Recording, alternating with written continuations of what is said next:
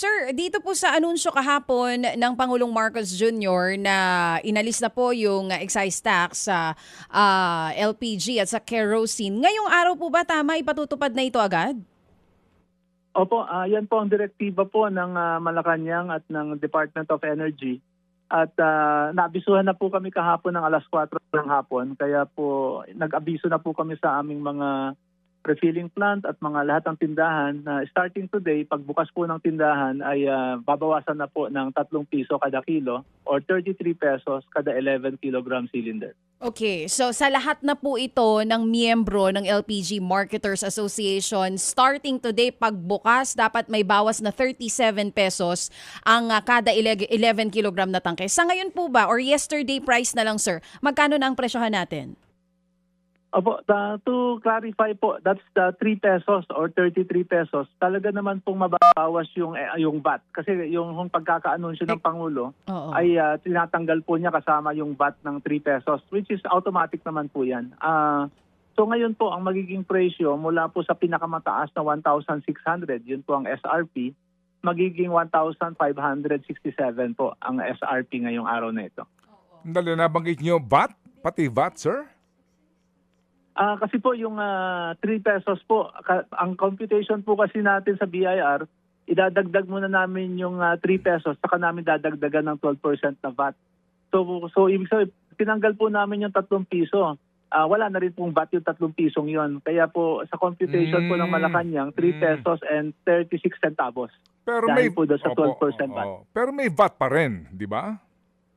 Meron pa rin po. Meron Opo, pa rin yes. po. Opo, para mas klaro kasi nga ang order po lamang ay excise tax. So meaning, yung excise tax na ito, basically po, magkano per kilogram po, sir?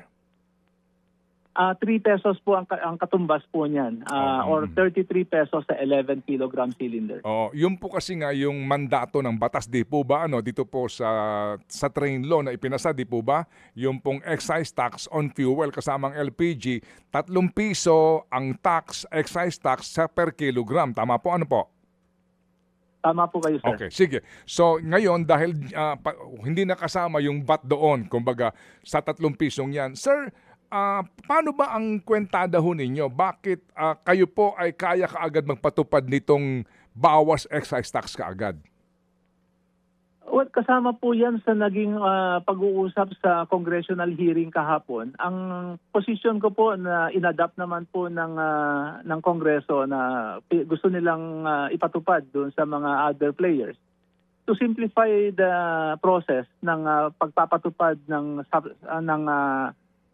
pagtanggal ng excise tax, ng suspension ng excise tax, i-implement na kaagad. Yung inventory po namin na may karga pa pong excise tax na mga nakalipas na mga araw, i-absorb na po muna namin temporarily sa ngayon dahil pagdating naman ho ng panahon na ibabalik muli ang excise tax, yun naman pong inventaryo namin sa mga panahon na yan ay wala na pong excise tax. Yun po ang ibig ko sabihin na babawiin naman namin ito sa mga susunod na panahon. Kaya mas to simplify everything, pag anunsyo ng 3 pisong reduction, implement na kaagad the next day.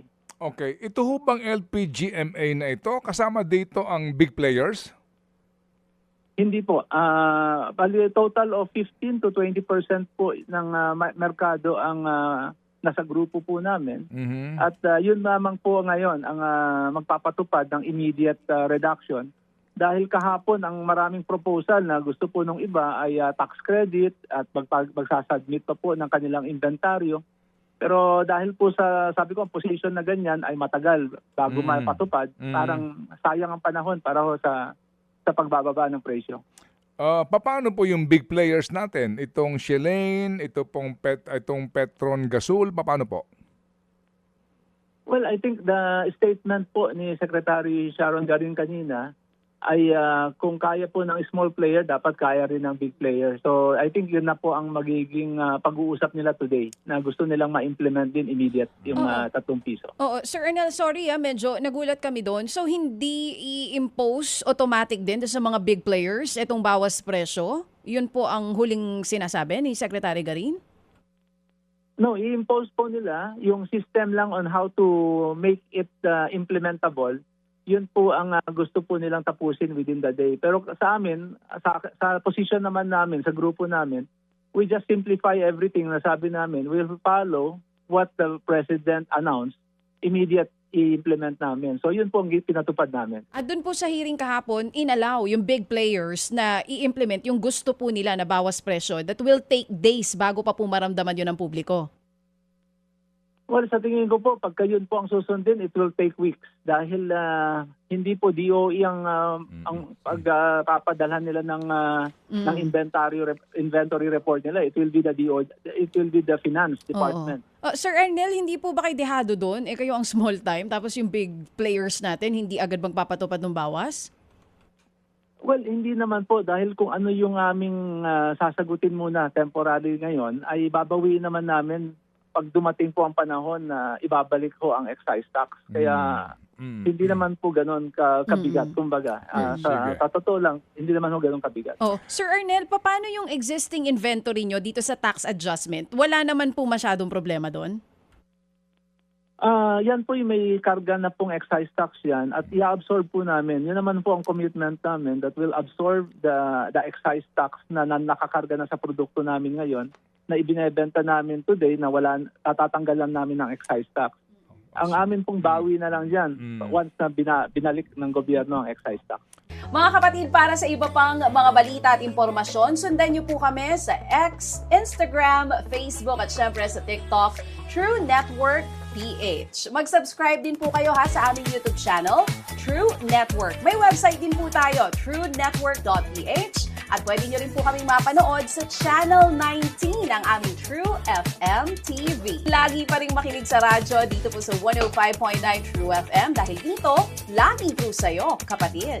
Tayo sa totoo, tunay at tapat.